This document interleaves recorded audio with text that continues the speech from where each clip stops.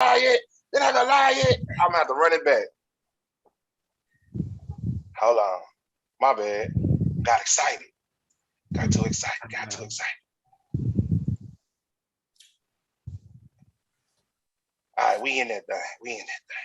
All right, let's run it back. It's official. 1, 2, 3. We're here for a particular reason. Time to put the kids to bed. And that reason is... It's time for the full 180. Yep, man, it is time for the full 180. Once I get it corrected and we go live, then we can definitely get in where we fit in. Hello, hello, hello to all who have joined in today. I hope that you are ready for another exciting show. This is the full 180, man. This is what we do. You know, man, it's been a year in about 4 months since we started this. This has gone exceedingly above my imagination of what it could go without the help of these people that are on here now. I just would have never thought that we would be where we are now. And when I tell you, I actually appreciate each and every one of them for just being them. This is not an easy thing to do. Trust me. So understand, man, I appreciate y'all from the bottom of my heart. Of course, when I say I appreciate, you see Dr. B, soon to be 2022 Dr. B will be in the building. C. Roy, yeah, that's it, baby. C. Roy. What they do? That is the queen. She is always in the building, and we are nothing without. I tell you, the MC is nothing without the DJ. My own big brother, Mr. DJ, legend. Mm-hmm. And she was here. I don't see her. Oh, there she go. Mr. Our own new dictionary is in the building. Miss Renee, we appreciate you, Webster. Webster can't necessarily show her face right now, but you know, she's in. She's sneak peek. she is underneath the weather. She's underneath the weather right now, but she's in there. She hanging shut with in me. list. So I'm gone now. Y'all send her prayer her way, quick, fast, and hurry.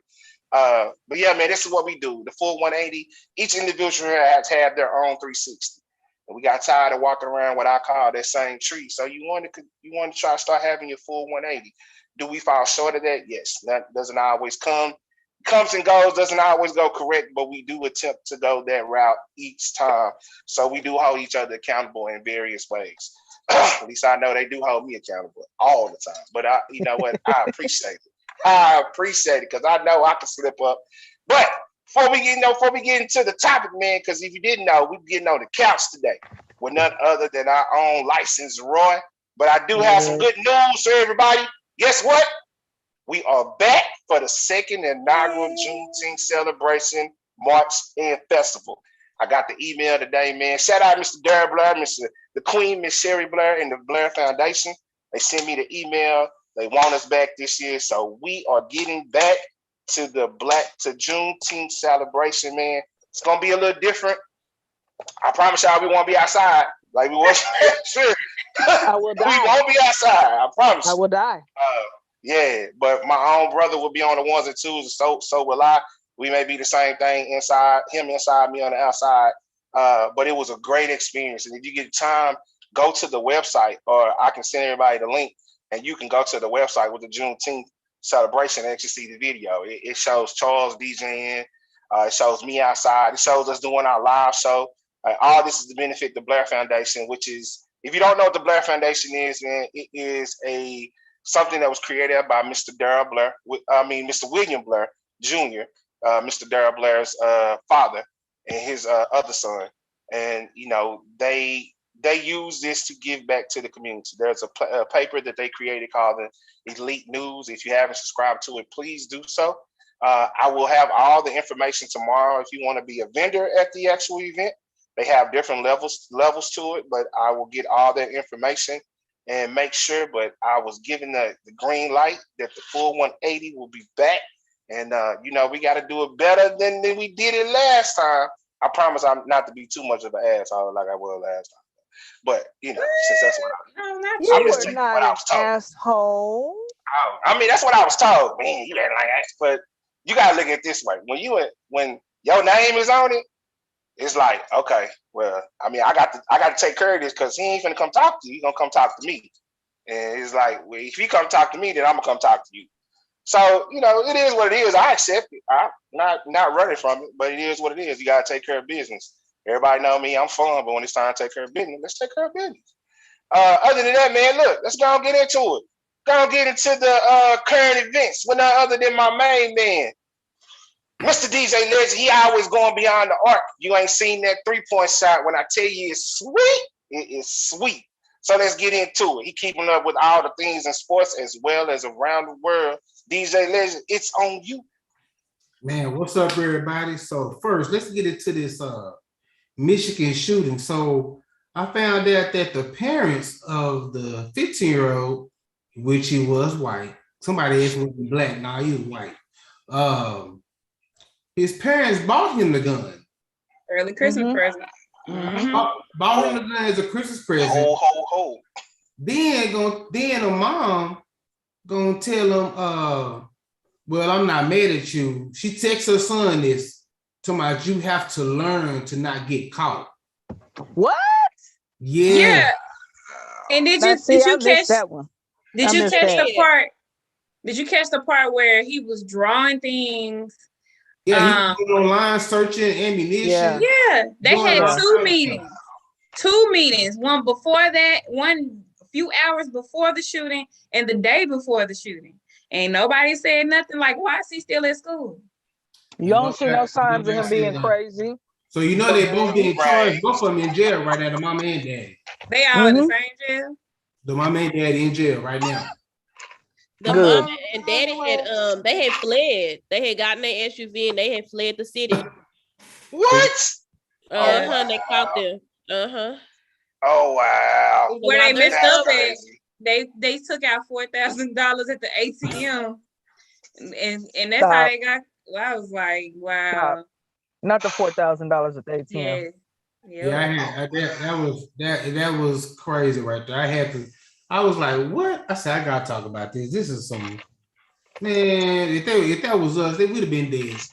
Bro, look. First of all, if it was us, it wouldn't have been two meetings. Underneath the jail. I'm saying, no, I'm supposed to get caught. Okay. We would have been RIP, Nug, Buck, you know what I'm saying? Everybody making t-shirts. You know, wear t-shirts with Pookie name on there and stuff, you know what I'm saying? And the thing about it, the other part about it is that they didn't even, when they had that meeting earlier that day, they didn't even check his backpack. Nope. They had the meeting with the parents present. Yep. Didn't send him home. Ain't nobody check his backpack. Ain't nobody. Right. Nobody checked the backpack, and then they sent him right back to jail. I was like, yep. Wow. Yep. That's crazy. That was crazy. I had to just talk about this right quick. But let's get into these sports. So, Greg, I had one job this past weekend. One job. Hey. One job, man. I know. I was waiting on the text messages too. I was like, I don't be doing all that stuff, man. I just be like, one job. It was so close. It was so close. But man, one job. Hey, I told you. Every time he hiked the bar, I'm nervous about Tony Bridgewater. I didn't make that up. I'm for real about that. But y'all, it's like y'all, it's like 1 week y'all good, then next week y'all down. You know, it's like it sound like the Cowboys. I'm sorry. Well, no. We are 8-4. I am about the Cowboys. I am tripping about the Washington football team because they don't want to go on the road, and they play the Cowboys this Sunday. Yes, sir. Yes, they do. So that can determine what who's gonna win division because they were 6-6 now. Yep. Yeah, they're 6-6 now. So I'm like, which team is gonna show up Sunday? You know, where y'all play it? We play here. I think we play here. Oh, okay. Yeah, y'all might show up. We play here, but I feel like they need to. I'm like, I ain't trying to be funny. I think they need to shut Zeke down because that knee is really bothering him. Yes, it is. They need to get Pollard back in the mix. Get some more reps going on. Get some more others. Yeah, because Zeke, he can't feed him if he ain't got no kneecap. Yeah, because he's looking like he's playing on one leg. Gotta pay that brother all that money though. You gotta And run him. play it Gotta on run your leg. All right, so I gotta go to the NBA right quick. So y'all know Canada done made it mandatory that you gotta be vaccinated. And that's all sports, NBA, NHL, baseball, all sports. So what they saying that if you're not vaccinated, you're gonna lose money, you're not gonna get paid, you're not gonna be able to play, or nothing like that. And then the NBA pretty much trying to make people to get their booster shot done too. Really? Yeah. Yeah. The booster shot, bro. Come on, man. The booster shot. They trying to make them get that done. I think we doing too much now. We doing too much. I understand be safe, but come on, the booster shot? The booster. I gotta go get my booster. Yeah, I gotta get my booster. My booster. I gotta get my booster shot. I'm still within my There's 8 something months. about this ponytail make me talk like that. Oh, okay. Like you feel like you in Houston all over again. Okay. Yeah, though. So what you say, Webster? I said I'm still within my 8 months because I didn't finish my series of shots until September. Oh wow, okay. Touche. Mine was in May, so yeah, I gotta get my. It's about that time. Time for my booster. So we got talking about Steph Curry right quick. You know, Steph Curry is like 16 3-pointers away compared to Ray Allen, and he done check this out. He done shot only 785 threes compared to, well, no, take that back. 785 games compared to Ray Allen, 1,300 games. Right. So he done did that fast. And he killing. They Golden State is balling. And they still ain't got Clay back. Clay right now, he playing in G League just to get some reps in right now. So them boys looking real scared. Looking real scared right now. So we're gonna see what happened though. Phoenix Suns still doing their thing. I think Chris Paul should be in the talk for MVP. I'm serious about that. For him to be Chris Paul? Yeah. Okay. You gotta think about it. Even though he's only averaging 16 points a game, from what he creates. From what he created. Yeah, I agree with y'all there. He do, yeah. He good on that court. From what he created from not just last year, but remember Phoenix Suns only won maybe 8 or 10 games the previous year before he got there. Right. And then y'all flipped it all the way around to get to the finals. And y'all what it was on like a 17-game winning streak to Golden State beat them. But I'm like, he should be in the conversation. Steve Nash won, and he only was scoring 16 points a game when he won. Even though it should have been Shaq's MVP that year. But, hey. Yeah, just quick little sports. Let's get to this couch, man. Talk about this. What's going on, Miss Roy's life? Okay, but before we get started, personality. This would not be okay if we did not have our sponsors for the evening. I know we got one. Where is it? We got 2 sponsors this evening. I'm waiting. First of all, Roy goes places. When Roy goes places, her breath is fresh, so she has to have the Tic Tacs. This is the Coca-Cola flavor. So your breath smell like soda. What? And that might not necessarily be for breath. If you give me a kiss, it's gonna taste like Coke. Okay. I'm with it. Next thing, Carmex. This is the comfort care. Yes, it is. I got mine in my pocket right now. I mean, not everybody can have the LLs. Look, I know. Not everybody can do this. I know. It sounds good. But if you want to take care of what you got, put the Carmex on, just like that hair. Hey, look, I done seen some. Look, here lately, I done seen some busted up lips around here. Like, it's cold. That cold like, front man, done come through. bro. If your lips whistle or slide through ridges, because the wind is blowing over. Like Michael Irvin. I'm gonna need he you look to like go he get just some eat powdered Carmex. donuts every day. If there are streaks of red in your lips and you don't wear lipstick, I need you to get some Carmex. No. I'm gonna need you to put some Vaseline or some lotion on your lips. Look, cocoa butter. Cocoa butter. Put it on, cocoa butter. Just take Oh man. Just take this margarine. Crisco. Nah, we're not gonna frack your lips. I don't want the lips. I'm not finna play with y'all. It was funny at first, now it ain't fun. So those are our sponsors for the evening. So there you I go. appreciate you, Ms. Roy. I love that. You always got our sponsors. I need you to write a letter, make sure we get paid from these sponsors. And if you want to, hey, you want to suggest a sponsor, or you want sponsor do you want me to help you advertise your stuff? Send it what to you the mean? 480. We got guests out there that got businesses and stuff. I could, let them know for a little bit. They could pay for some advertisements on here, and I can Yes, make we it do. sound beautiful. Who And we got it. Who sponsors the Silky Yak 18? What this is a 24, Yak baby. 18. This is a 24, baby. Is that the 22B? This is a 24. This is no. Hey, look. This is an F4. This is where I learned about weed from Charlie. That's how I know what weed look like and what it's supposed to look like. When somebody put a what is it called? What you call it? When they I was called they screen dough showing when they were trying to put that lace front in, you can see that screen dough. Yep. My daughter, when she have a little part, she put the makeup right there so it can be all nice and pretty and stuff. Is the outline or whatever?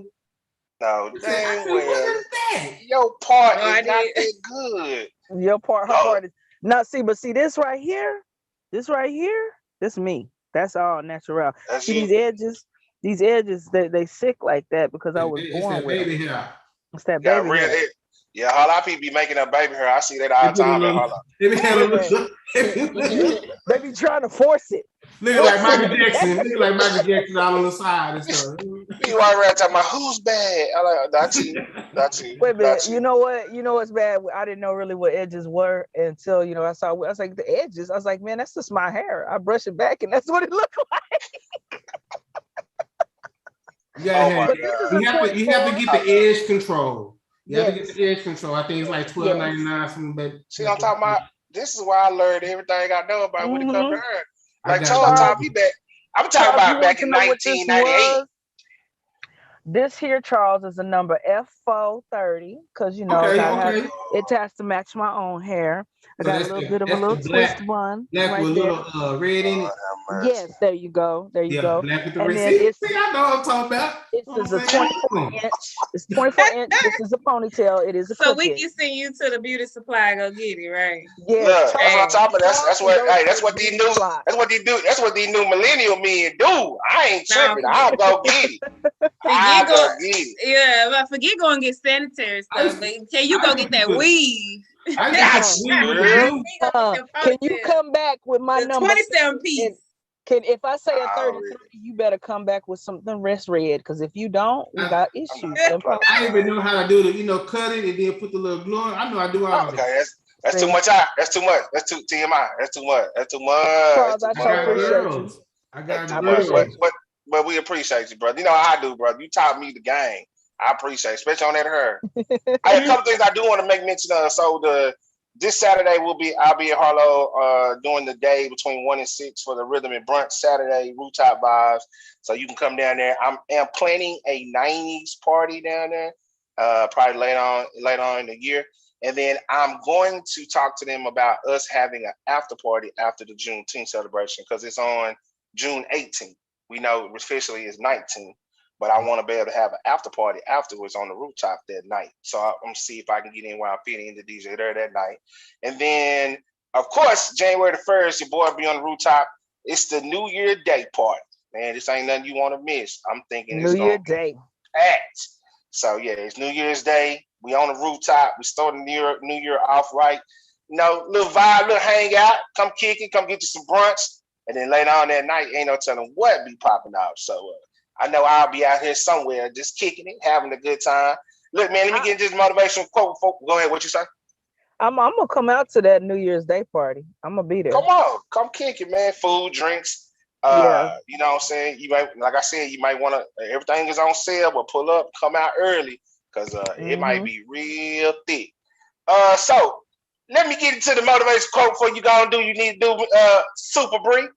So today, the quote: stop making people your soul tie when you have no intentions of really making a relationship.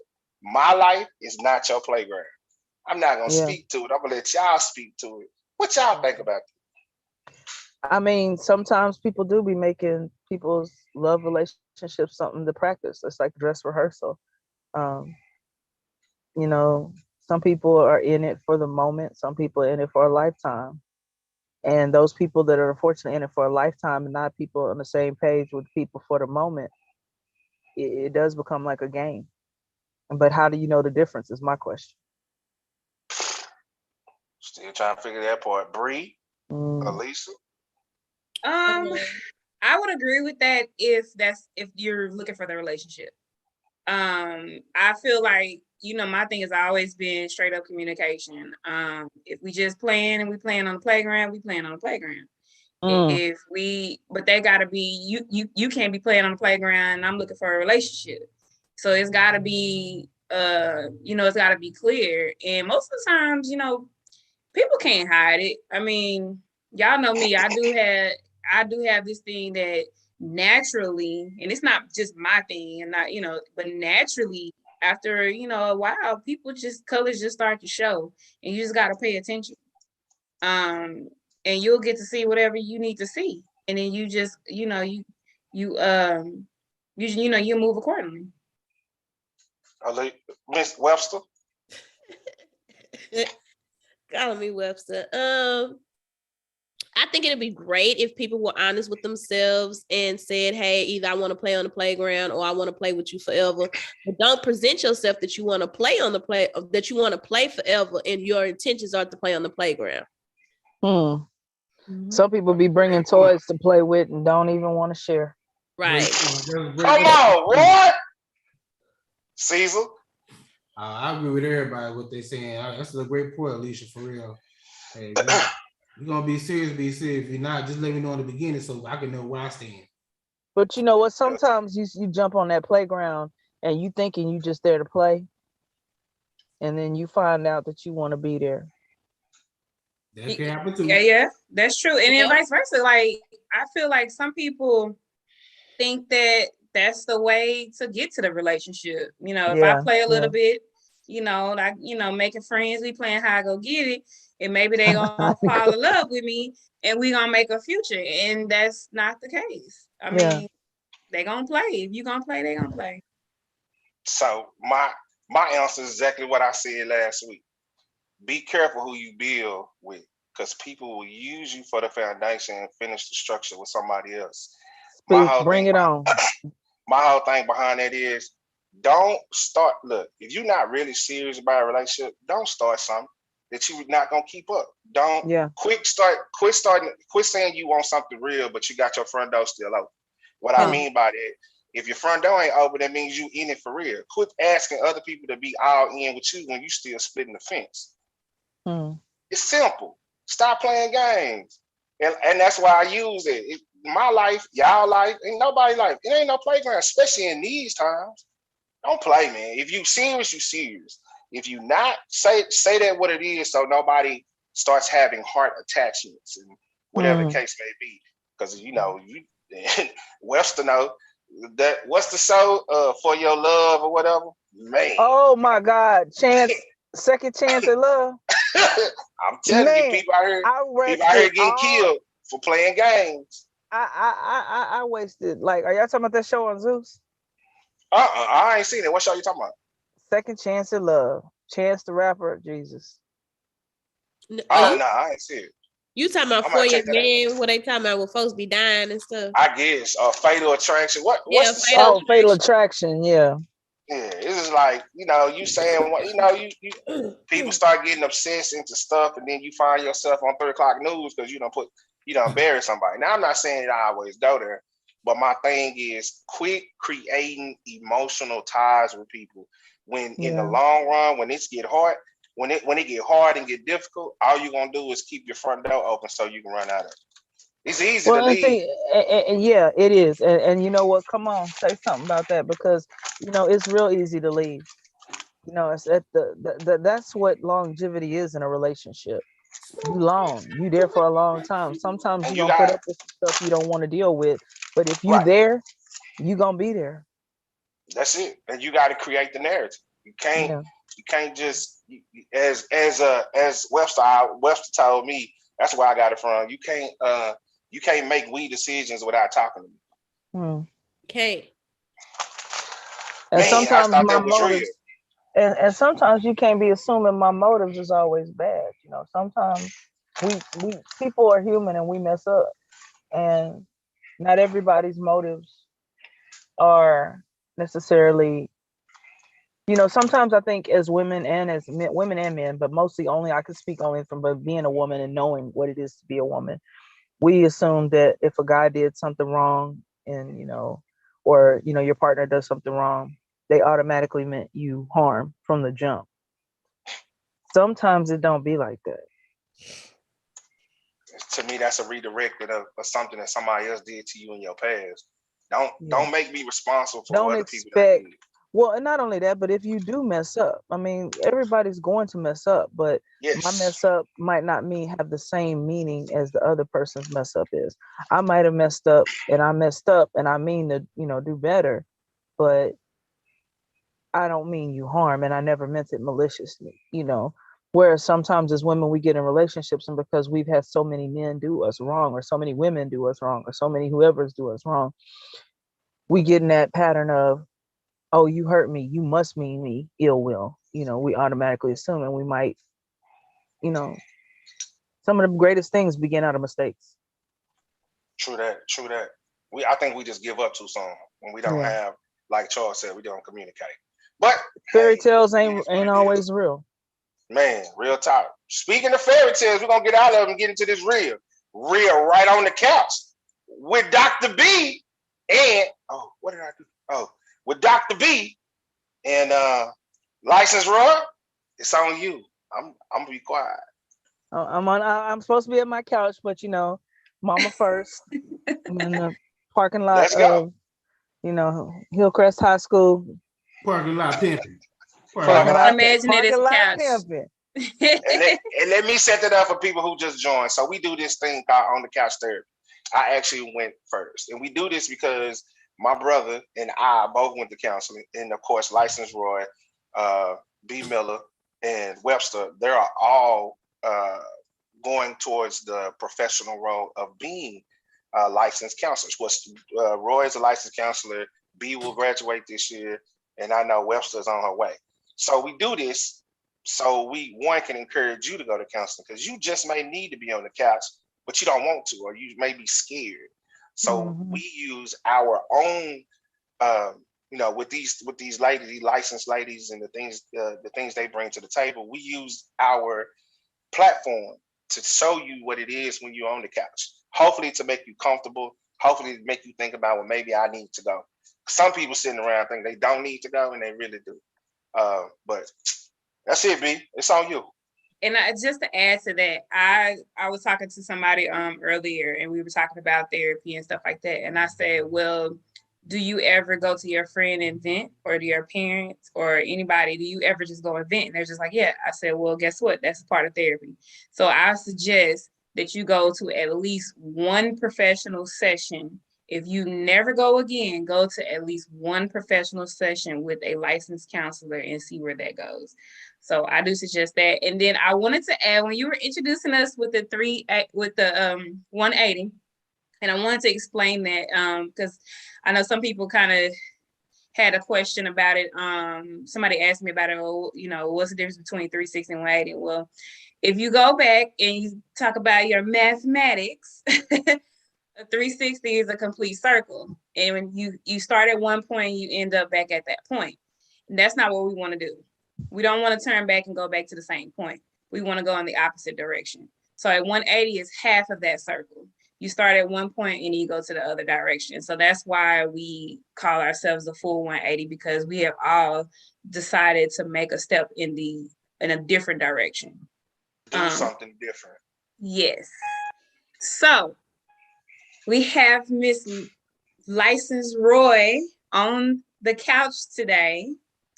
And so I just wanted to just get this started, get this going, and just ask you a general question. Who is Christina Roy?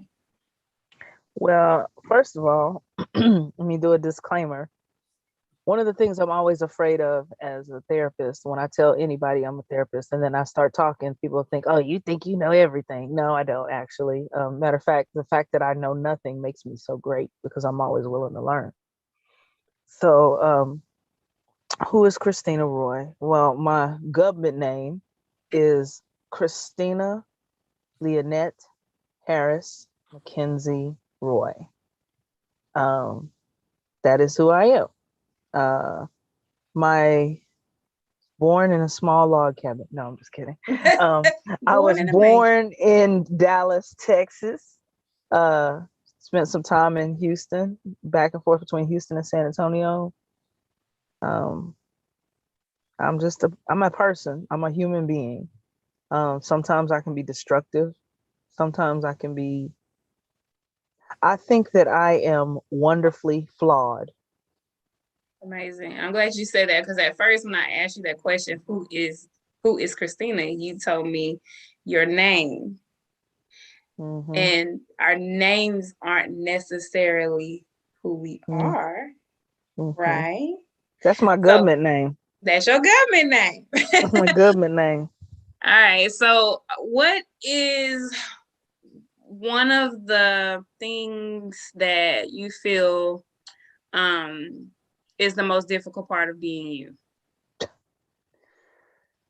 The most difficult part of being me is my duality. We've talked about chameleons, and we've talked about, faces and masks that people wear. And sorry, I didn't pay light bill. Sorry guys, I'm in my truck. One of the most difficult things about being me is my duality. People automatically make assumptions about me all the time. And I can't get away from those assumptions, even from how I look. I've taken flack for being the quote unquote light skinned big butt girl with a smile. I've taken the opposite effect of being the nerd. I've been the gamer girl. I've been the awkward girl. I've been the sorority girl. But it's so much to me more than that. I can be terribly, terribly cerebral, terribly intelligent, but then at the same time, I can be hood. I can go straight there. And that duality is the hardest thing because I never know where I really am. I get lost in being the chameleon because I have to be. A chameleon is something that changes colors in order to survive. I've had to do that. My life has been horrible. I've had a horrible childhood. I've had a horrible, very traumatic, very painful childhood. Don't let the degrees fool you. I know what it's like to be in a crack house. I know what it's like to be molested. I know what it's like to be raped. I know what it's like to be abused physically and verbally. I know what it's like to be told you're not wanted. I know what it's like to pay the light bill. I know what it's like not to pay the light bill. Hey. This shell of a person that I am and what I've put back together, I'm still very broken. But I'm broken and functional. I didn't say I didn't work. I said I'm broken. Just because I'm broken don't mean I can't still work. So with that, you said, so with that, what is one of the positive things about you? What is the most, I guess, not easygoing things about you, but what is one of the positive things that you see for yourself? I am the least judgmental person you will ever meet in your entire life. I would never judge anybody, ever. But do you judge yourself? Yes. Okay. Very harshly. But I am, for other people, my empathy knows no bounds. When I do make mistakes, because I make them often, I never make them. I always say charge it to my head, not my heart. Mm-hmm. Because in my head, it's safer. It makes more sense. It's logical. It does what I want it to do. But my heart always gets me the real me. If I tell you I love you, I'm not lying, because I'm not going to put that out there and it not be real. I don't have I time to appreciate bullshit about love. If I say I love you, and if I say I care and I'm here for you, I am. Anybody, if I've given you my phone number and you going through something and you say don't nobody there for you, that's on you, because I didn't give you my number to not use. See what I'm saying? So I'm not one of them people. If I do something, I'm going to back it up. I'm going to back it up. I may not always tell the truth. I may not always do the right thing. I may not always make the right decisions, but if I say I love you and I'm there for you, that's real. I can't fake that, because I know what it's like to be faked upon. Yeah. So with that said, so do you feel like you judge yourself a lot more because you're so non-judgmental about other people? Do you feel that people judge you a lot? And does that make you feel like you judge yourself more as well? Yes.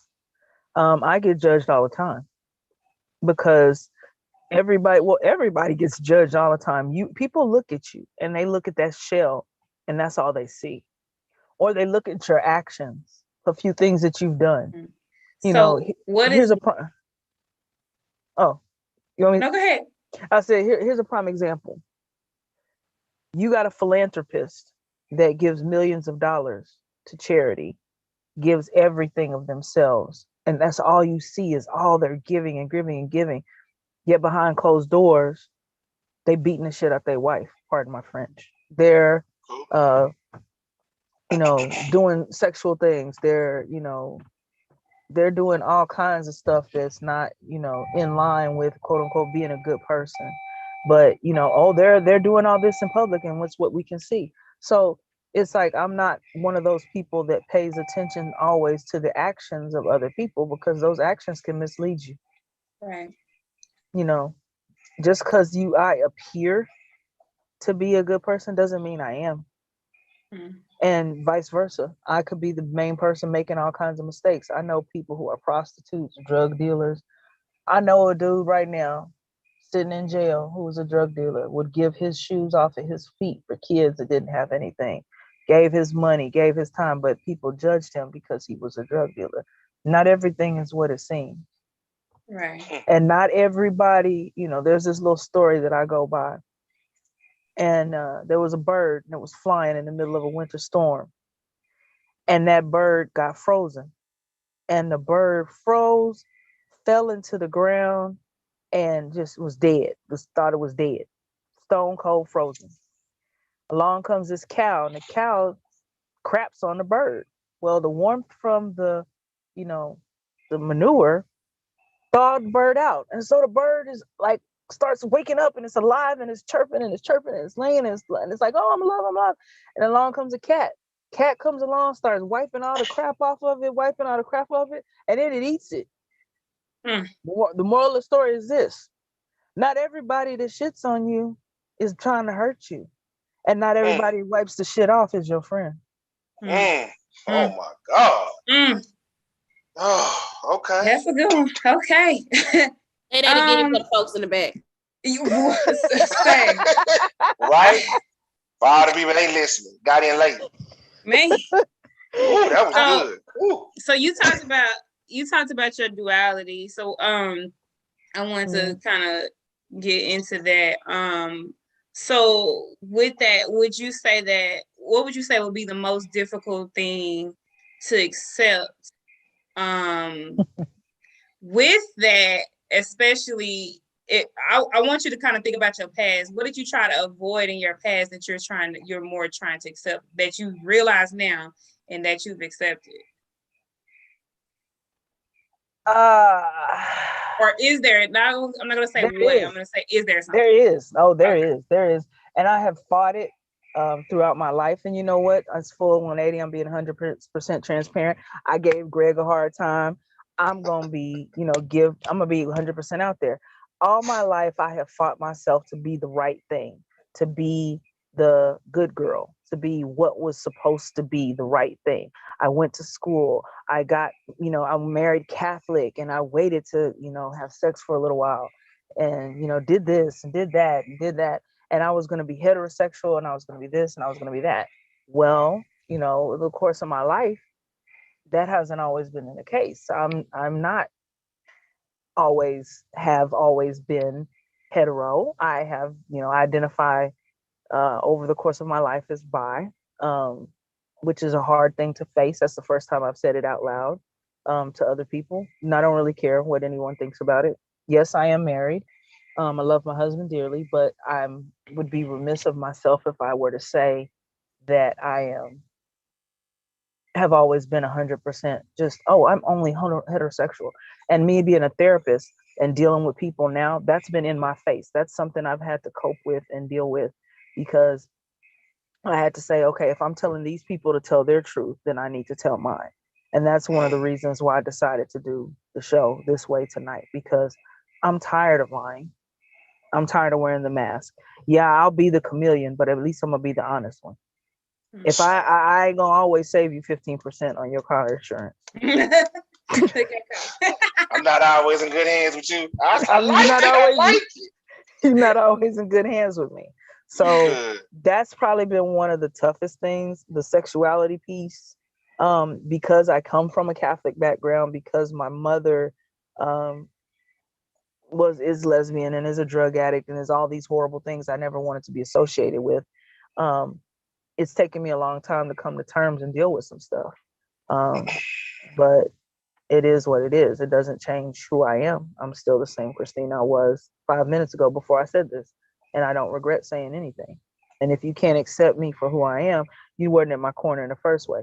The person who's influenced me the most recently has got to be this young man by the name of Lil Nas X, because the realest lyric I done ever heard is, "You was never rooting for me anyway."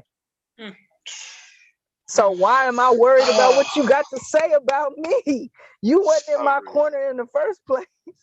So, say what you want to say. Keep on. Do your job. Cat Williams say, that's a hater's job, is to hate. If you got 13 haters today, by the end of the summer, bitch, you better have 13 more. And that's my goal. That's what T.I. say. Haters, get on your job. Yeah, I mean, so... like I said, I ain't kidding. I started listening to some Lil Nas X and I was like, you wasn't really rooting for me. You ain't been in my corner when I was up late at night writing these papers and I needed something to eat, or I needed $25 for this, or I needed something. You wasn't there.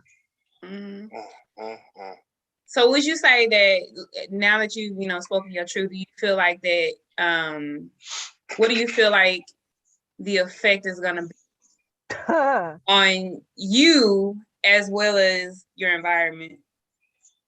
I feel a little lighter, actually. My environment, I surround myself with real people and people who supposedly really love me. And my husband really loves me. My friends really love me. If I've told you I love you, I hope you know that you should be really loving me. And really loving me means accepting me, flaws and all. If you say you love me, love is patient. Love is kind. Love wants no things. It puts on no airs. Love just is. Love bears all things. It holds all things. That's biblical. I'm sorry. It's just, that's what it is. And I happen to believe in some parts of the Bible that are valid.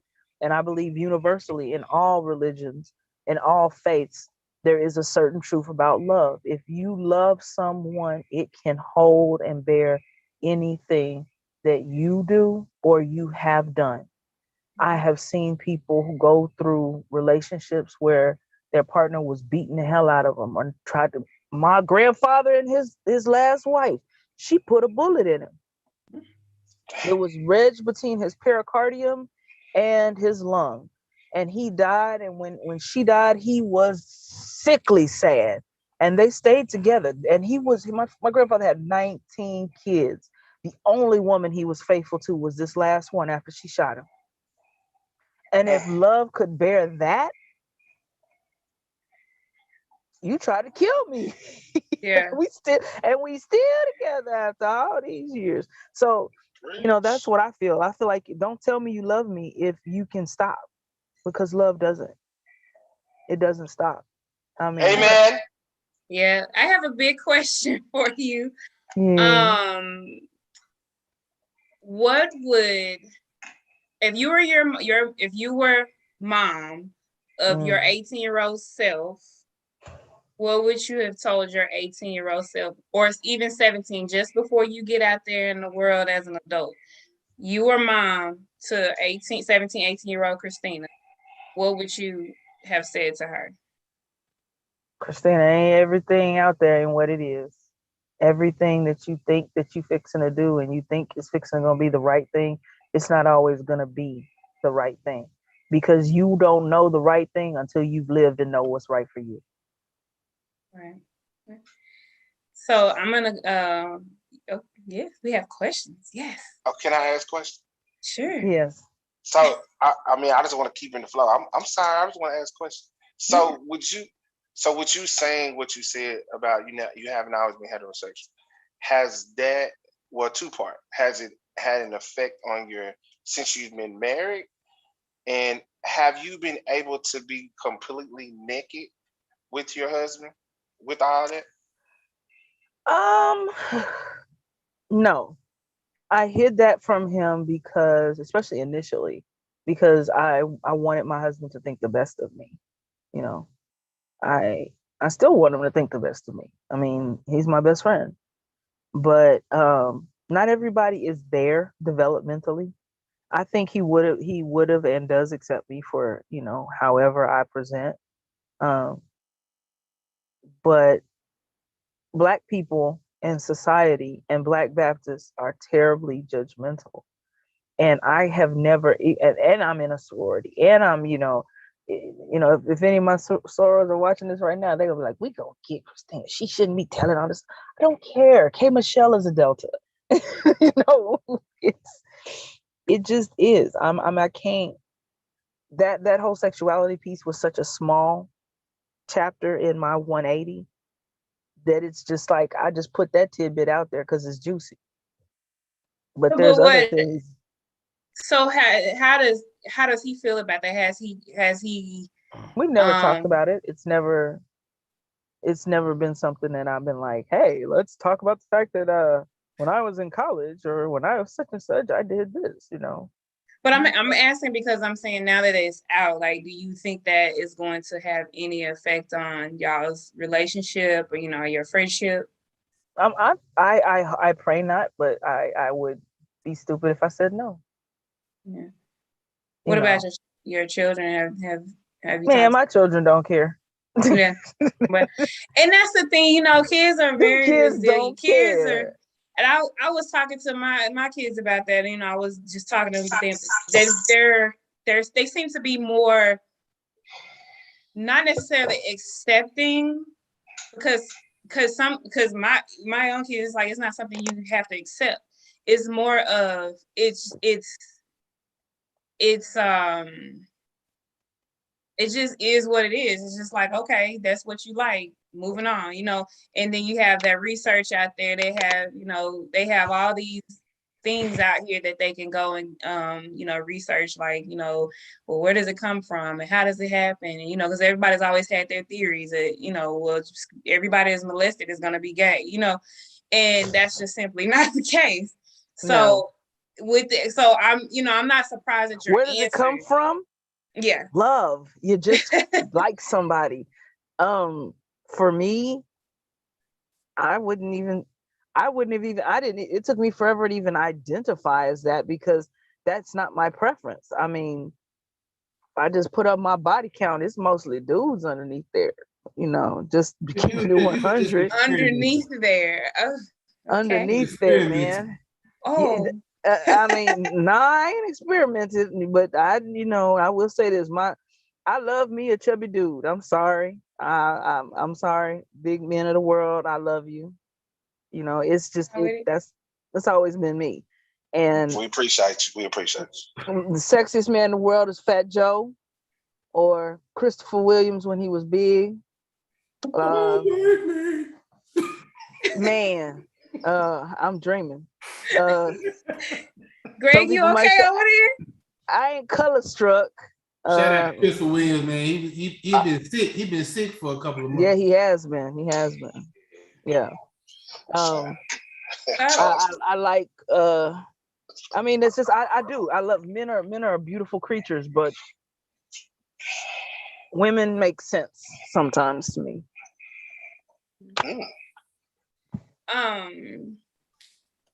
What is one of your biggest regrets with the I would like to say to stay on the topics that we talked about, but there may be something outside of that. So what is one of your biggest regrets? I can be very, very, to protect the anonymity and the personality of my things that I've been done or whatever.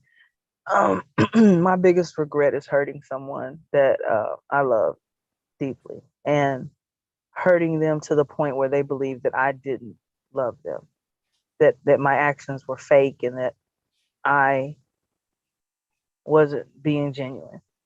And I carry that with me every day of my life because, hindsight is 2020, but I shouldn't have needed that hindsight. When you guys, girls, whoever, when you encounter someone who can just look at you and talk to you for hours and hours, like Mooney Long says, that song, Hours and Hours, man, that song is a trip, but it's real. I mean, if you can talk to someone for hours and you can hang with them and laugh with them and joke with them, you don't do stupid stuff that hurts them.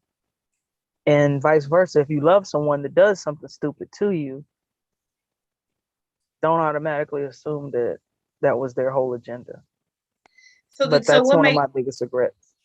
What makes you think that you've hurt somebody? Like, does that come from something that they've said to you, or does that come from something? No, it comes.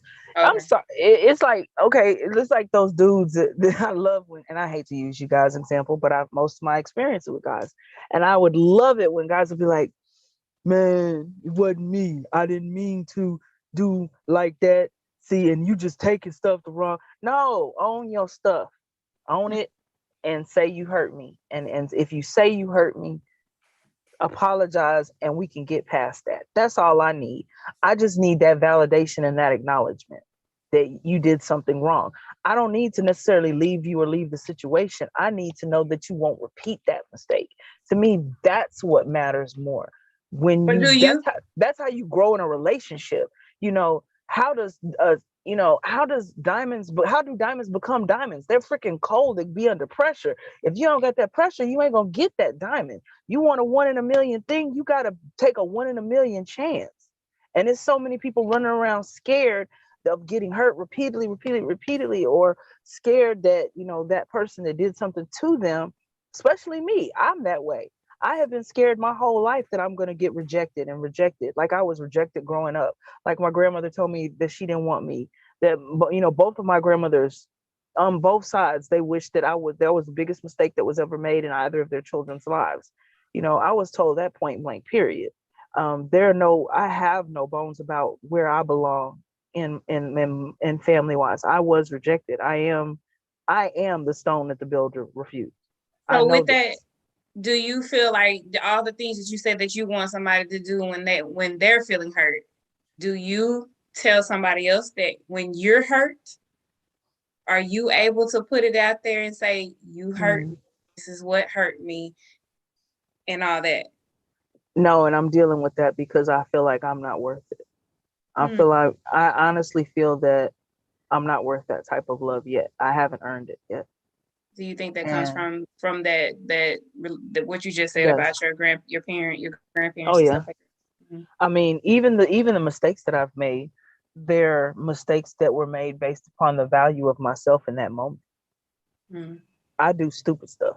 I do stuff that makes absolutely no sense. But when I think about it, when I have time to pause and think about it, I'm like, dang, Christina, that was retarded. Why you do that? But it also helps me in my career because all of the stupid stuff I've done has made me be a really good therapist, because I can say, you know what? I've been here. I've experienced this, dude. Don't do this, this, and this. Lady, I've been here. I've experienced this with my child. Don't do this, this, this, and this. Or I can say, you might want to look at the situation, this, and this. You will not ever hear me tear anybody down. I challenge anyone to say that I have ever genuinely just torn someone down, because I know what that feels like, but I know what it's like to also be built up. So whenever I'm in practice and I'm in therapy, all of my experiences, all of the challenges, I feel like I am a great therapist because I'm real. I'm real. I'm going to show you that I'm flawed. I want you to know that I put my pants on one leg at a time and sometimes I fall over doing it. I want you to know that. So I ain't you'll gotta know jump that. in it to get in there. Thank you. I want you to know ain't no silver spoon. I want you to know that I know that there's a negative sometimes in my checking account. I want you to know that. I want you to know that I wasn't born with a silver spoon in my mouth, because I want to be relatable to you. So I really have one last question, and it's a twofold question. what up? What is one of the things that hurt you the most, and what is one of the things that motivate you the most?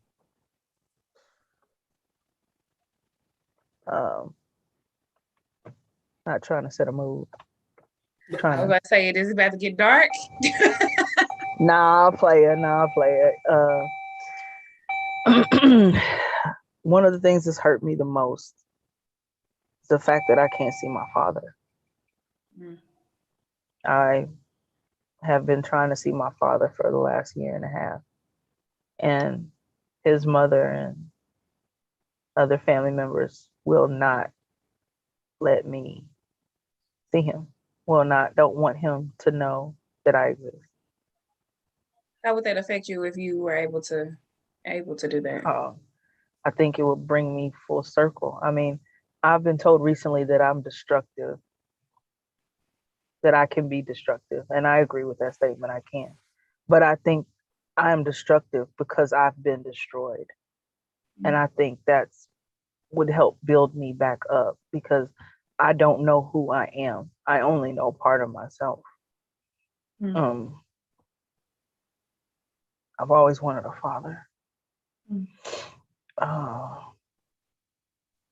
And my father's famous. My father is Michael Baker. He was Whitney Houston's drummer for almost 20 years. He's worked for Sting. He's done the Grammys. He's done Emmys. He's done Quincy Jones flew him out personally to help him do kind of stuff. My father has his resume is so long. You can actually Google my father. And I'm saying that out loud in public because I'm tired of lying about that too. I'm not protecting anybody's convenience anymore. That's my dad. I have a genetic test and a link to him. And I don't care what anybody else says or thinks about it. That is my father. You can Google Michael Baker and you will find him right there. And I look like him. And I look like my sisters and his family and all that other stuff. That's one thing. The other thing that hurts me the most is rejection. Everyone says to you, they'll never reject you. I'll always be there for you. I'll never reject you. Well, you know, when you really get to test rejection, when you screw up. Absolutely. You know, I'm only good enough for you when I'm good. But am I good enough for you when I'm bad? And that hurts because people get at you and they will get mad at you. But I have never left anyone. I've never abandoned anybody. I can count on one hand the number of people I've broken up with, because it doesn't feel good to be rejected. And if I say I love you and if I say I cut for you, then we ride or die. And not everybody feels that way. Not everybody does. And that hurts me a lot, because from the moment I was born, I was not wanted. And I know that. It's a fact. It's not something that I feel. It's not a perception. It's something that was repeatedly told to me by multiple members of my family. And then when I was 43, my father's mother said, "This is an inconvenience. We don't need you. You can't, he can't know about you. It would damage his mental health to know that you existed and he wasn't able to take care of you." So I have always been an inconvenience to people, and my actions and my everything, my very existence has been an inconvenience. So don't say you love me. Don't say you're going to be there for me if the moment that I do my worst, you can't still look at me and see that I love you too. Right. Yeah. So, man, so what is one of the things that keep going? What is one of the things that motivates you the most? My children. Man, I love them girls. I would do anything for my kids. And I mean anything. I am sitting out here in a car in the cold, Yeah. bearing my soul, wasting gas that I ain't got. I got you. I got you, Playing sis. the I got game. you. Cause she inside playing a game, you know. But that's what I gotta do. You know, that's what she needs. That's what I'm there for. She wants some Chipotle. She might not get it tonight though. She won't, you know, She will. And then the other one, my baby girl, oh my God, adopting her was that gave me back my childhood, because my mom was a drug addict. My mom did all these things to me, and I was able to heal a big part of myself when I took Caitlin in. When I took Caitlin in and that became my daughter, it was healing the little 13-year-old girl that was wishing somebody wanted her. So I make sure that Caitlin always knows, sweetie, you are not only wanted, you are valued, and I will kill behind you just like I would behind any other my other kids. So I love my children utterly to pieces. There is no but don't come for my kids. I know that. Don't come for me unless I send for you. How you feel? Right now, I'm good. I mean, I'm a therapist. I know therapy makes your heart hurt a little bit, and you tell inconvenient truths. And I don't regret anything I've said tonight. You know, I'm not like that. I'm not built that way. I said it. I meant it. That's what it is. Well, y'all have any questions? Anything, y'all? How we do? The other counselor, Webster. Webster doesn't have anything to say. I'm just, well, I will say this. I definitely commend you for telling your story and speaking your truth. I definitely appreciate your authenticity. And I'm an aspiring counselor. You are the counselor. That it's difficult to be your authentic self. As much as we all know it's hard. It's hard to be free. It's hard to accept. It's hard for you to accept your own freedom. Yeah. We think it's everybody else. It's us that we have the hard time accepting. Right. Which you said so eloquently about dealing with your own sexuality. So, yeah. Oh, hold on. I'm showing my face. Kudos to you. Okay, I'm gone now. I definitely appreciate you for allowing me to interview you. This was a good test for me because I got through it without shedding tears with you. I felt it, but I say I can't be crying with every client that come through this door because I'm just such a crybaby. But I got through it, so I'm very proud of you, and I appreciate you allowing me to put you on the couch and your brain and emotions. Yes, a shot. This is I didn't even shout out to the people who know who I'm talking to. If I've mentioned things, have touched you or said something, shout out to you all. Loved, you know who you are, what you meant, who you are, where you are in my life. So can I ask you one thing, and then I'm gonna let y'all talk. What would you say is one of your biggest fears? To never ever be fully desired. I've been needed. I've been needed. Ooh. I've never been truly desired or wanted. So for the people in the back who just came in late, please explain what that is, because I feel everything you just said. I mean, needed. I need you to help me build this. I need you to help me raise these kids. I need you to help me, build this bridge. I need you to help me take care of grandma. I need you to help me. I need you. But I want you is my life is good. Everything I got, I have, but you are such a bright, wonderful thing. I want you by my side. Come here, sit next to me. Let me hold you. No, come on over here. No, that I desire you. I desire my time to be with you. I desire to be one with you. I desire to just be in your presence. That's what I want.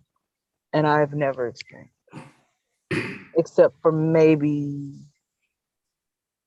once, maybe twice. But to be truly desired is an amazing thing.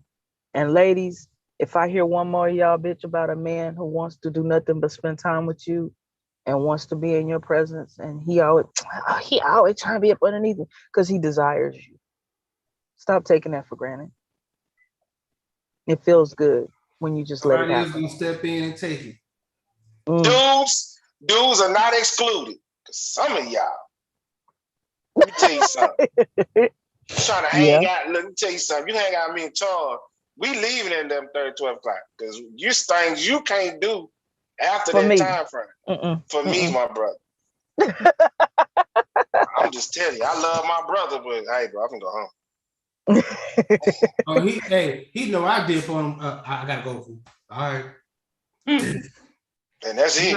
But Ms. Warren, you know what? It touched me when you was talking about your dad, because for some reason, I got a feeling he knows about you, but they don't want him to say anything to you about it. It's funny. I found him because I did Ancestry, and these names popped up that I didn't know.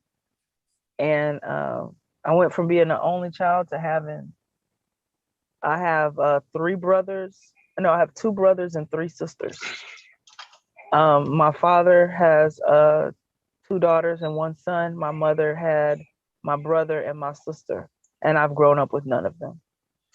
And Lord forbid, is like, say for instance, if he needs something from you, and I would give it, like an organ or something like that, and they say, "No, we don't want you." That's it makes me mad inside, because you know me, I grew up without my dad. He passed away. Yeah. It's just crazy why they would do that. And it hurts. Family secret stuff is just hurts me. Yeah. And he had a stroke and nearly passed. And you know, he came out of it, and when he woke up, you know, my uncle, his uncle, who adores me, shout out to my uncle Anthony Chambers. My uncle Anthony has made this the most easiest. My cousin Kim, my uncle Anthony, they've helped make this one of the easiest transitions for me. And they don't understand why my grandmother's so incessant that her son not know. I think he does know. One part of his soul does, because when he woke up, he said, "There's something else I have to do." Yeah. And he didn't die. So they were worried about him because he was depersonalizing. You know, he wasn't all there, but he had this stroke last year in the summertime. Yeah. And so he's better now. So I've made it my decision that I'm going to talk to him. He lives in Italy. He's actually one of the top drummers in the world. Yamaha has him as their spokesperson, and he was a drummer for an Italian superstar. Whitney's death broke him up really bad, I heard. But yeah, he's amazing. My dad is amazing. I think your uncle, I think that y'all need to go and make that happen. Forget what the grandma was saying, because she real talk. That's something like, man, forget grandma. We finna go, because that's something that he might be, like I said, he knows, and he probably I think he knows.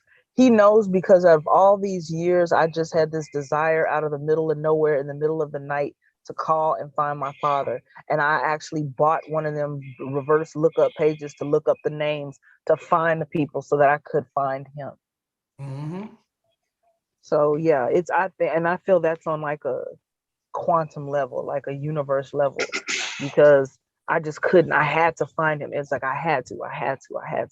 And then when I did, he had just had his stroke.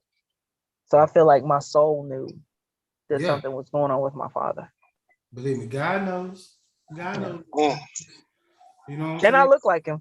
I ain't gonna lie, I did look like y'all do look like. That's the pappy. He's the pappy. He's the pappy. You know, he's he's the skinny. pappy. Oh, his me and my sister. No more reshows going to happen on this one. He's the pappy. There's a picture of him actually when he talks. There's a video of him talking. They did an interview on him when he was dealing with Whitney Houston. I talk like him. My mannerisms are the same. My way of speaking is the same. It's like you're talking to the same person. And which is crazy how that kind of stuff works. And like you have been around him, but it picks up. I was saying that to somebody else because we were watching a documentary. A lady, she had found her long lost family or whatever, and they were just like, man, she acts just like this person that she'd never met in her life, but because they're genetically linked, it's like it's the same. It's crazy. Yeah, it's crazy like that for real. I had found the picture of my dad on my Facebook page. I found a picture of it, and the way he posed, I got like 20 pictures posed the same way. Yeah, some glasses.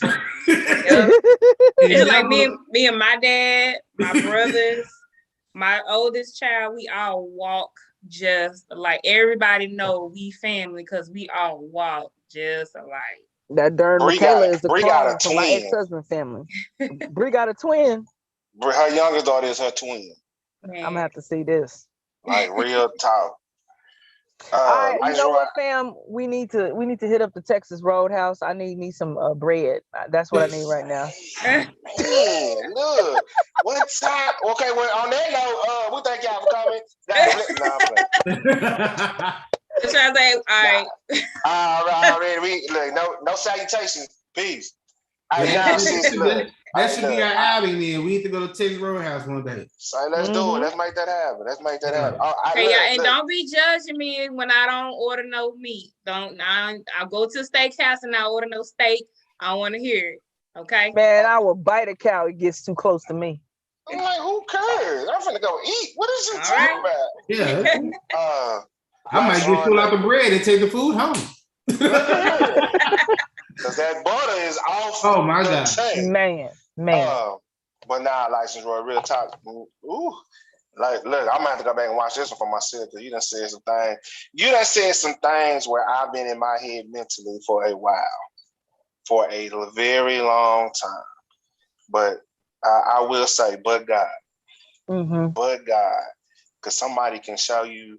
I just told somebody that when you have somebody that wants you, like truly wants you, good, bad, and the ugly, man, that is an amazing feeling.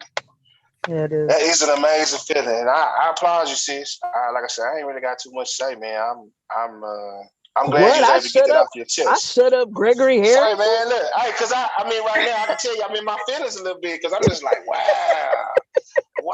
Because you know what? I'm gonna tell you this, because this is why I like being around, like you said, real people.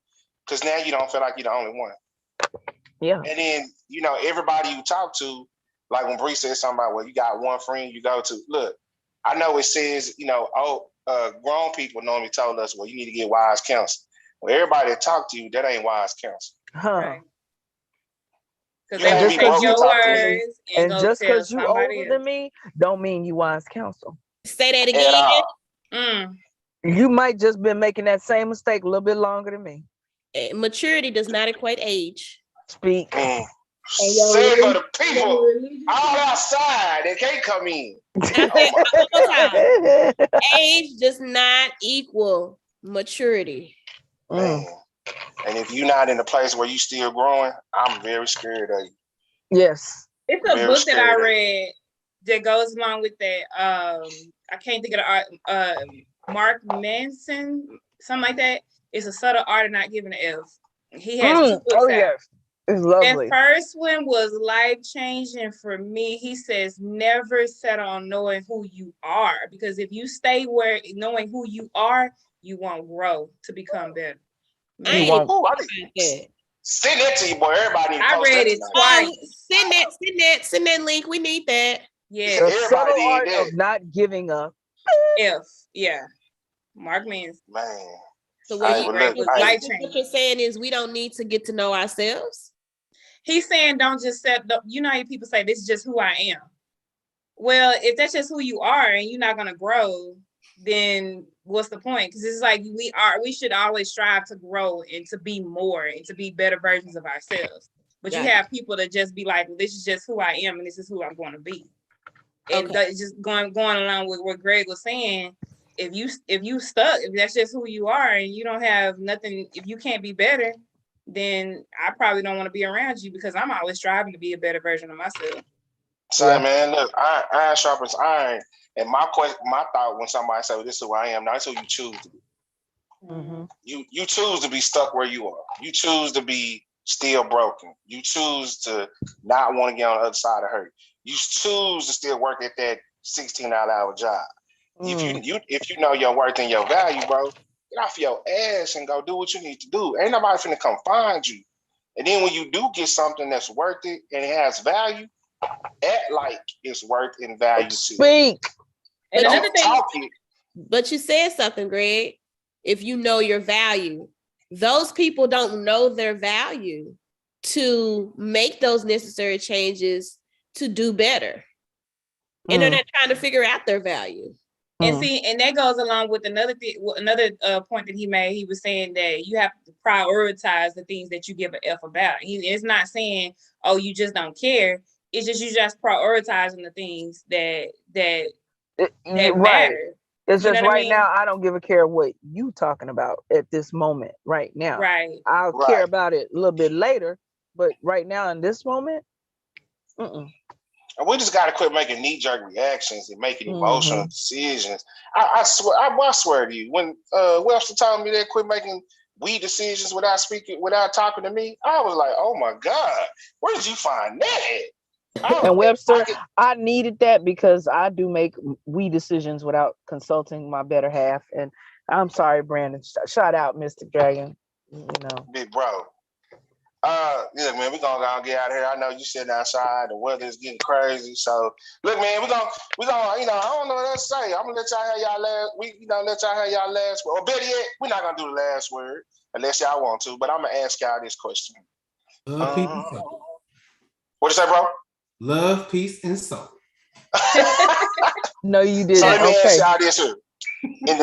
Let's say in the next 20 years, the Lord say the same and we still here. Lord's will. Where do you see yourself? Old as no. We'll end it this way. Speak for yourself. Because I am not going to. Oh, girl, look, I'm calling me Benjamin Batten. Look, I aged the other way. Because wait a minute, I told someone today that a young man today who was trying to shoot his shot for show. I was like, little boy, I'm old enough to be your mama. Well, shoot, can I come over for dinner? Nigga, get out my face. Oh my God. You 20 and 5. 20 and 5. 20 and 5. For me, 20 years. I will be traveling the world in my tiny house with no children. But no, I see myself finally. It's gonna sound like a general statement. I would say at peace. I'm still, I still have some things that I have going on, some struggles that I'm dealing with, some demons I'm dealing with. And I don't know if I'll ever be fully at peace because I'm always trying to learn new things and trying to grow. And so for me to just put a blanket statement and say at peace, I'm saying more happy and settled in the goals that I have put out for myself.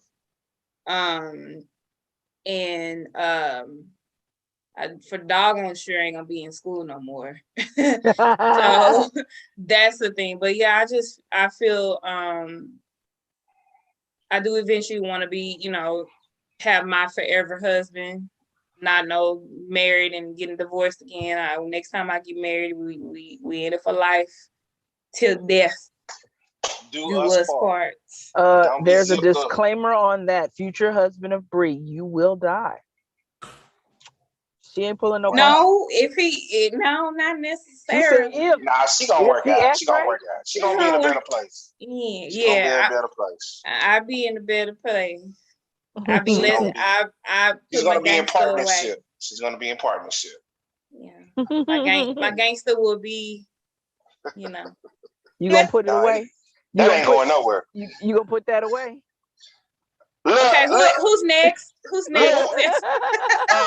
Webster, aka Lil Webby, aka Lil Killer. Webby, Lil Webby. Well, I guess y'all see my face for this one. I'm sorry. I look a hot mess. I do Girl, apologize. you are beautiful. You are wonderfully and fearfully made. Oh, well, thank you. Appreciate that. Next 20 years, the girl that looks like me, who I call Desiree, she be at my house and living her own life. Hallelujah. Praise God. She's 14. 2026. We are on our way. So wrong. So right. So right. Hey, you know, I love my kid dearly, but you know, your kids are supposed to surpass you, you know? And I pray to God that her dad and I have taught her the tools that she needed to survive out here in this life, because she won't always have him and myself to fall back on and lead and guide. So pray to God that something we said stick one day. Like you, Bree, my forever husband, been married once, don't want to do it 3, 4, 5, 6, 7, 8, 9 times. And so I want to love someone and they love me, want me, need me, desire me, all of that, and someone that I can rely on. Traveling, there's too much world to be seen. You can't see it sitting in your house, staring at the walls. And I will not be in school anymore either. Hopefully to have my own practice. Maybe, you know, unless you want to do it with me, but you know, it's gonna take me a little while before I get out of here. I just started, got 8 more classes to go, and we're gonna pray about them 3,000 hours. Woo, pray, Lord, I'm gonna pray for you. I'm gonna bring some oil and some holy water and some healing spring water. I just thought about it. Don't, because it was a long journey. And we 3,000 pray. hours. So hopefully I got a good village around me around that time when it's time for me to start those 3,000 hours. Well, hopefully it don't take the whole 20 years. If it take me 20 years, I need to reconsider my decision. Yeah, right. Stupid. Talking about reconsider her decision. Jesus. And just being at peace. And I get what you were saying, Bree, but there are things that you can be at peace about and just leave it there. Yes. Some conversations that need to be had, we just got to deaden them and be at peace with whatever it is. I think I was telling Greg about some conversations I need to have with my own mother. And the only reason why I won't have them with her is because it'd be too detrimental to her to have those conversations. And I don't want to do that to my mother. Should we have them? Yes. Is she going to be in a place to receive them? Absolutely not. Yeah. Is it worth having that conversation? No. So maybe one day I'll get on the couch and tell you all about it. Greg, don't be laughing at me. Come on the couch. Come on, couch. Come on. Because I'm sure he's gonna have a whole dissertation ready for me. No. I don't do no on questions. They do all the questions. You see, I just had 2 questions. I listen. I don't play that. I stay in my lane. That's not my lane. One day. One day. Cecil. And I think 10 years from now, I'm gonna be still living my life, dude.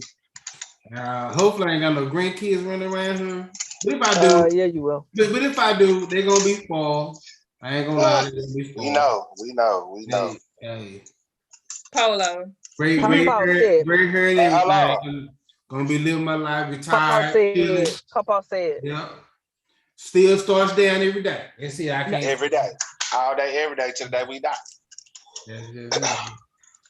Go ahead, bro. Really just living at peace with everything and just live your life, man. Lord, the Lord knows your life. The Lord, it's been written. Respect. License? So you can go back inside. At 9:29, 20 years from now, I will be laid up in the arms of my significant other. Come on. I will be in a cabana house with a pool, laid up, looking through our glass outside at the pool, at the water, wherever I'm living. And I will have published at least 4 books that will be on my shelf as I roll over and look to the side and see my books and look and see my man or lover, whatever it is. Roy still, Mystic might still be rolling around here on one leg, hopefully. One leg. Don't do my boy like that. Don't do my boy like that. He always talk about I'm old, so I gotta make him feel bad too. Say, But whatever, ain't no wrong. Whoever's on that journey with me 20 years from now, we are blessed and highly favored. That's where I'm gonna be. That's what's up. And I will have finally met that desire and be, whether I make peace with not ever having it or whether I receive it, either way it goes, I'm gonna be 20 years from now, I'm gonna be just like I am today, happy. Gotcha. 20 years from now, I want to look back at this podcast and think about all the amazing things that we've done and said, and hopefully it'll help people. What's up, Kim? Caked up because it just crossed my head. I miss my girl. But yeah, I want to look back on this podcast just to remember, man, it was some cool people I surrounded myself with. Surrounded, we gonna still be together. I'm just saying. Yeah, look, we can't be on a podcast 20 years from now. Well, no, we gonna have a radio show. We gonna be broadcasting straight from Hawaii. Thank you. I'm already thinking we're gonna get an Emmy for this. As soon as I get this to Oprah, somehow we're gonna get this. I'm gonna get an Emmy. We're gonna get an Emmy for having the best podcast. I'm just telling you, that's how I feel. Real crew of the full 180 show on VH1 or something. Look at her. I like that. Come on, put that together. We ain't got to use VH1. We can buy our own station 20 years from now. Trump said Trump, you come on Facebook. I like being around money. I like being around black investors. No, I'm playing. But yeah, I want to look back at the podcast and think that we really made a change in certain people's lives and was able to share our own truth and in order to push them to be able to be real with themselves and honest with them. I want to be in my media room with the one person in my life who never gave up on me. No matter what happened, what went on, Mama. Every day they got up. No, I'm talking about my wife. Okay. Come on, wife. Who never gave up on me, who always seek to find the best in me, no matter how, quote unquote, as my brother say, aggressive I am. I'm about to work on being passive, I guess. But they seen. Hey, I was with my other 2 brothers. That's why I said that. They was like, well, I don't know how you do it. Did you ain't never passed? I said, yes, I am. It's just anyway. That's a story for another day. But yeah, sitting in my meeting room with my significant other, who gave me the opportunity to see the real her, and for 20 years we figured it out. Wasn't always peachy key. Wasn't always roses. Sometimes we was in the pit, but we closed the door and we never left, and we decided to bet on each other every day. That can be hard. Because I tend to tell people I can love you every day, but I ain't gonna like you. But my thing is the goal is to wake up and find the best in that person every day. I don't think you ever stop that. Once you stop that, then I think you should question why you still in the relationship. Of course, hopefully my mother be retired and she's not here. Then I want her to go to heaven knowing that her son knows how to take care of himself and that he has a relationship with God. Yeah. That she didn't have to intertwine with, she didn't have to help out with. She prayed and covered over, but I made my own relationship with God. And just living comfortable, man. I told Webster, I was like, it's a difference in having a PIECE and having a PEACE. Ooh, come on. Come on, peace and peace. And to do that, you have to learn how to be the function and not the husband. What I mean by function is be the help meet. Learn how to talk to the king in me, and I learn how to talk to the queen in you, instead of always arguing with the fool that's in both of us. That's where I want to be in 20 years. It's an uphill climb, but I'm willing to put through the effort and the sacrifice that it's going to take in order to get there. You just got to find somebody else that's willing to do the same thing. Man, sorry, man, this has been real. I hope y'all had a good time. This is how we do it on the Full 180. I love these licensed therapists that we have, these grown people. Uncle Greg, Kayla say you buying her Chipotle. Oh, don't worry about it. Cash out what happened as soon as we get off the phone. Look, I take care. I take care of my nieces. Man, to Bree, very good job, man. I can't wait to see you have your own office. Man, you too, Webster. I can't wait to see you have your office, man. Y'all gonna do some big things. I applaud you, ladies, just for being well-rounded and being able to be on this side of hurt and be able to share that story that when you was broken. Webster sent me something today. She said, I was, what's the quote you sent me? Something about being broken, but now your vision is fixed. Hold on. Un momento. Give me 1 second. Come on in. Come on inside. It says, a lot of things broke my heart, but fixed my vision. Yes. And I think, as Charles said, I think God knows, and he's fixing the vision, but he's using us as vessels, and I appreciate it. It's not perfect, but it's a progression, man. I want y'all to believe that wherever y'all doing in life. I love y'all. Thank y'all, man. We'll have another show next Tuesday, but after that, we'll be off Christmas and New Year's, and we'll be getting ready for the Juneteenth celebration. I'm excited about that. Man, we get to do that one more time. I'm gonna need you to announce the topic of this next week, because I love it. The 12 what? So next Tuesday Bree brought something to the attention, so we gotta figure that out. But maybe we incorporate both of them. But yes. Next Tuesday, we are talking, you had the 12 days of Christmas. Well, we're gonna talk about the 12 issues of Christmas. That's gonna be very, very interesting. And I know one of them is depression. Ain't that right, Ms. Roy? Yes, it is. So we definitely gonna get into 12 issues of Christmas. Depression, relatives, whatever the case may be, man. We're gonna talk about it and see how we can give you a different perspective. Always subscribe to our links, man. YouTube, on our Facebook page, and also on the Twitch page. You can always go back and watch the shows. Please tell everybody else to subscribe. If you ever want to invest in the show or sow into what we're doing, you can always hit us at $MASON 410 on Cash App. Man, we love you. We thank you for joining us, man. Make sure you share this, and we'll see you next Tuesday. Other than that, man, family, y'all be good.